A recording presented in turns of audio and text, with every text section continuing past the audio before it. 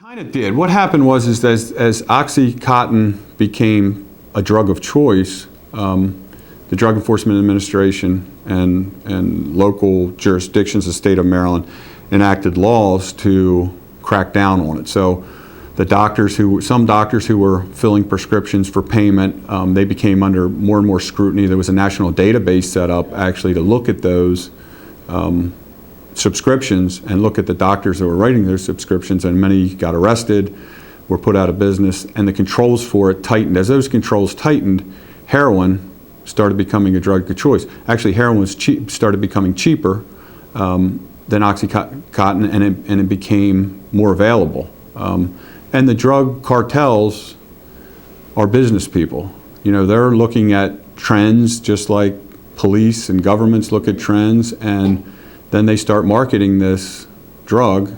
And I believe that with the increased travel and the locations that a lot of heroin comes from, you know, obviously it's coming through Mexico, but a lot of it's coming from Pakistan. What it means for the Eastern Shore, what it means for Talbot County is that there's been a marked increase in the use of heroin by suburban and rural young people.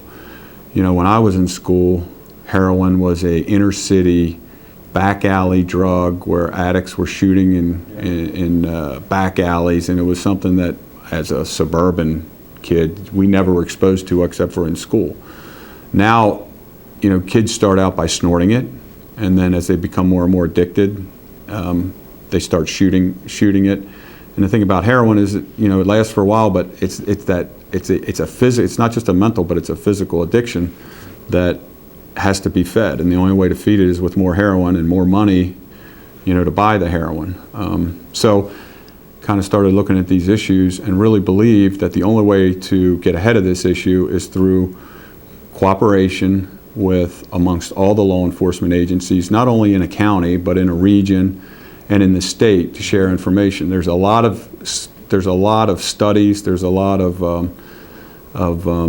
initiatives that are going on driven by the state police and the Drug Enforcement Administration to track heroin overdoses, not both non-fatal and fatal overdoses. And we actually, our state police drug investigators respond to every heroin overdose that we're notified of to do investigation. Where did the heroin come from? Who's this person connected to?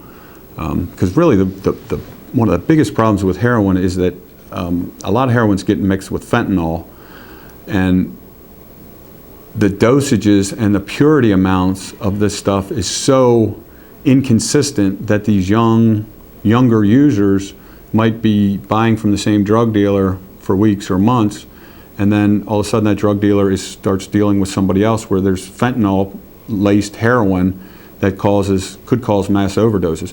For instance, we get weekly and sometimes daily blasts from the DEA, email blasts from the DEA warning us, like for instance weeks ago in one of the states close to us, there was 7 or 8 heroin overdoses in the same day.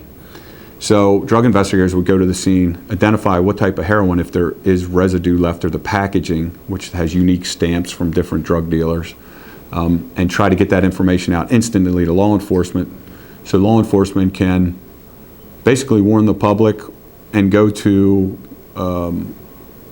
when we go to then the same scenes to try the similar scenes to try to link different drug organizations to this bad heroin, if you want to call it bad heroin. I think I have a different philosophy than the current sheriff in Talbot County. My whole career has been based on working with other departments. I mean, there's in all our homicide cases and all our drug investigations that are in-depth drug investigations, we need the cooperation of town, county, and local police in order to put all the information together to make a case. Same thing with the drug organizations. They know no boundaries. So a drug dealer might be working in, for instance, Dorchester County, but supplying people in Talbot County. So there needs to be constant communication. I believe that we need to be, as a sheriff's department in Talbot County, we need to be fully invested with all the police departments in our county as well as the surrounding counties in order for us to be effective. What a sheriff can do is, I think a sheriff can be engaged with the community. I think a sheriff can participate with the Talbot Partnership and the parent coalition that are working to educate parents. I think a sheriff can share. I've raised 4 children. My 4 children weren't perfect. They got away with things that I'm sure I don't even know yet. But I think that as parents and as a member of the community, we can share with one another our success stories and our failures and be open about it. And that's what I plan to do with sheriff, is be very open, be very honest, and say, this is what's worked for me. This is what I've seen across the state that's worked in the drug enforcement area. This is what I've seen across the state that has worked for parents, and be very public about that and outspoken. Talbot County, I really believe, needs a leader that is able to bring people together, to bring police departments together, to share resources, and to kind of fill the gap between what the state can bring and what the town police can bring. I mean, addicts, people that become addicted to heroin, are those the people that we should be targeting? No, there's 2 issues there. There's addicts. Once they run out of money, they have to get their money from somewhere. And typically that starts with stealing from people that they know, borrowing money from, and then when that runs out and those sources are cut off, then they start stealing and breaking into houses. I've done probably about 400 murder investigations, or supervised about 400 murder investigations over the last 17 years. And there are countless accounts where people that are heroin addicts have stolen from their grandparents, murdered their grandparents, murdered their parents for another $100, $200. So it is a huge public safety issue. Now, I also believe that the mid and upper level drug dealers that are profiting from this really need to be the focus of how's heroin coming into Talbot County.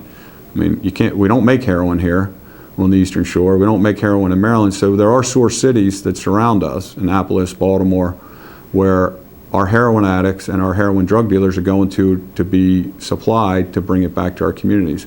I think those are the priorities, and I think not necessarily the heroin addicts, although most heroin addicts that you'll come in contact with, if they can get into incarceration,